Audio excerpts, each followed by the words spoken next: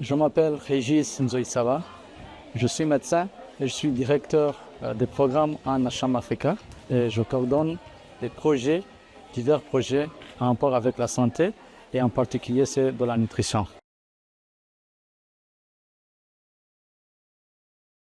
D'abord, au Burundi, nous avons un taux de malnutrition de 56% des enfants qui sont mal nourris. Et dans les hôpitaux publics, c'est encore grave parce que les patients qui sont hospitalisés dans les hôpitaux publics n'ont pas accès à la nourriture. Normalement, la nourriture doit être apportée par un proche ou un membre de la famille, mais quand ces patients sont hospitalisés, ils n'ont pas accès à la nourriture. Et soit à cause de la distance, soit parce qu'ils ont été abandonnés, laissés au lit de l'hôpital et n'ont pas de soutien. Et c'est pour cela que Acham Africa mène des interventions ciblées pour aider ces patients qui sont hospitalisés dans les hôpitaux publics. Bien que l'État fait des efforts significatifs pour la lutte contre la malnutrition, l'État burundais aussi rencontre des défis majeurs, surtout en rapport avec les moyens qui sont insuffisants, mais aussi le nombre croissant de personnes qui ont besoin de cette assistance. C'est pour cela que nous avons besoin des partenaires,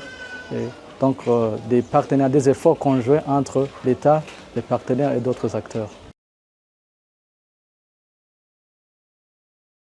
La malnutrition pour les enfants a des conséquences graves et même durables parce qu'il y a d'abord le retard de croissance chez les enfants. Il y a aussi un développement cognitif qui est altéré, mais aussi il y a l'immunité qui est affaiblie, ce qui augmente les complications comme les infections, mais aussi à long terme, parce que ces enfants sont des leaders de demain. S'ils n'ont pas accès à une bonne alimentation, donc ils auront vraiment en difficulté d'apprentissage et donc il y aura aussi une baisse de la productivité. Ce qu'il faut faire pour que les enfants mangent suffisamment après leur visite à l'hôpital, premièrement, il faut des suivis réguliers au sein de leur famille, mais aussi il faut amener ou encourager la population en ce qui est de bonnes pratiques alimentaires.